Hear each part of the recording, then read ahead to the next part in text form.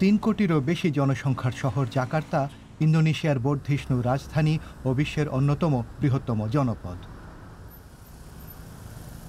শহরের কেন্দ্রস্থল ব্যস্ততায় ভরা, কিন্তু শহরের অস্তিত্ব আজ হুমকির মুখে পড়েছে। শহরে উত্তরে সমুদ্রের ধারে জেলেদের বসতির পরিস্থিতি এখনই বেশ করুণ।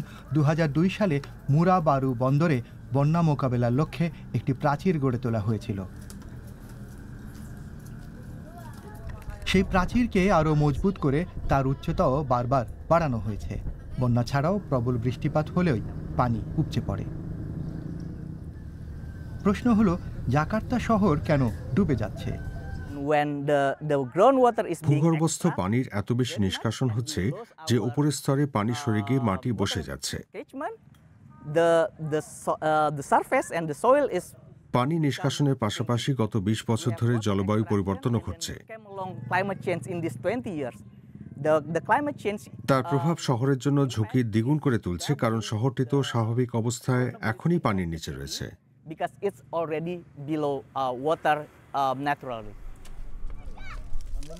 এমন পরিস্থিতির মোকাবেলা করতে ৪ বছর আগে প্রথম পদক্ষেপ নেওয়া হয়েছিল। শহরকে সাগরের গ্রাস থেকে রক্ষা করতে সমুদ্রের উপর কয়েকটি কৃত্রিম দ্বীপ গড়ে তোলা হয়। তারপর থেকে জেলেদের জালে অনেক কম মাছেল বা ঝিনুক ধরা পড়েছে। প্রশ্নের উত্তরে জেলেরা জানালো যে তারা দিনে প্রায় ৫০ কিলোগ্রাম ঝিনুক ধরতে পারছে। দ্বীপ তৈরির আগে সেই পরিমাণ ছিল ২০০ কিলোগ্রাম। এবার সেখানে নতুন এক বন্দর তৈরি হচ্ছে। সেই সঙ্গে সমুদ্রের বুকে ৫০ মিটার দূরে আরও একটি প্রাচীরও তৈরি হবে। তখন জেলেরা তাদের মাছ ধরার ক্ষেত্র থেকে পুরোপুরি বিচ্ছিন্ন হয়ে পড়বে বলে আশঙ্কা করছেন। নিয়মিত বন্যার সঙ্গে তারা ঘর করতে শিখেছেন, কিন্তু নতুন পদক্ষেপের ফলে তাদের বসতির কার্যত মৃত্যু হবে বলে তাদের ধারণা। উপকূলীয় প্রাচীর জেলেদের সমুদ্র থেকে বিচ্ছিন্ন করবে কি? এর ফলে সমাজের কিছু সুবিধা হলেও উন্নতির পরিকল্পনা নিয়ে সম্ভাব্য ক্ষতিগ্রস্ত সম্প্রদায়ের সঙ্গে আলোচনা করতে হবে। ভূগর্ভস্থ পানির স্তরকে গত কয়েক বছরের মতো এতটা নাটকীয়ভাবে নামতে দেওয়া যাবে না, অন্যথায় গোটা শহর আরও দ্রুত তলিয়ে যাবে এবং বন্যার আশঙ্কা আরও বেড়ে যাবে। আবর্জনা এই সমস্যাকে আরও প্রকট করে তুলছে। বিশেষ করে বর্ষাকালে জঞ্জালের কারণে নদীনালা বুজে যাচ্ছে, ফলে পানির স্বাভাবিক প্রবাহ ব্যাহত হচ্ছে। আবর্জনার মোকাবেলা করতে সম্প্রতি প্রায় ১২,০০০ মানুষ ২৪ ঘন্টা ধরে সংগ্রাম শুরু করেছেন। বন্যা থেকে সুরক্ষার পদক্ষেপের দোহাই দিয়ে বেশ কিছু এলাকা থেকে জোর করে মানুষকে সরিয়ে দিয়ে সব ভেঙে ফেলা হয়েছে। ২০১৫ সালে টঙ্কল এলাকাও ধ্বংসের পরিকল্পনা ছিল। সেখানে নদীর ধারেই বাসিন্দাদের বস্তি ছিল। ভিটেমাটি হারানোর ভয়ে স্থানীয় মানুষ অবশ্য সক্রিয় হয়ে উঠেছিল।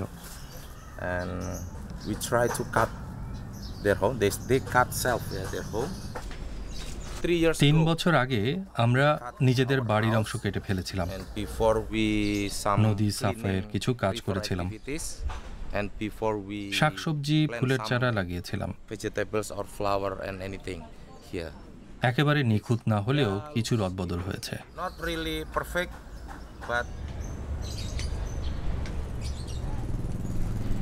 শান্ত ও সবুজ এক মরুদ্যান সৃষ্টি হয়েছে। বাসিন্দারা গর্বিত, তারা নিজেদের এলাকা নিজেরাই পরিচ্ছন্ন রাখে। নদীর পাড় খালি করে তারা যে জায়গা সৃষ্টি করেছে, তার ফলে নদীও বাড়তি জায়গা পাচ্ছে। তারপর বাইরে থেকেও সাহায্য এসেছে। স্থপতিদের সঙ্গে মিলে তারা এক টেকসই বাড়ির পরিকল্পনা করেছে। প্লাস্টিক ও টিনের বদলে পাথর ও কাঠ দিয়ে এমন একটি বাড়ি তৈরি হয়ে গেছে। ৬০টি পরিবার আজ সেখানে থাকে। গুগুন মোহাম্মদ তার স্ত্রী ও ২ কন্যাকে নিয়ে সেখানে থাকেন। আগের তুলনায় অনেক শীতল। আমার একটা জানালাও রয়েছে। আগে আমার জানালা ছিল না, তাই এটা আমার কাছে জরুরি। স্থপতিরাও টেকসই ও আরও উন্নত থাকার ব্যবস্থা করতে চেয়েছিলেন।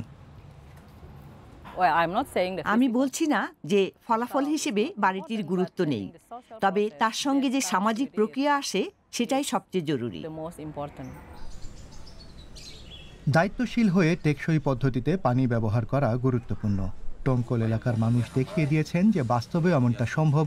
এলাকাটি অন্যদের জন্য আদর্শ হয়ে উঠেছে। পৌর কর্তৃপক্ষ সাহায্য করতে এগিয়ে এসেছে। জাকার্তা শহরের দরিদ্র মানুষ সমস্যার কারণ নয়, বরং সমাধান সূত্রের অংশ হয়ে উঠেছে।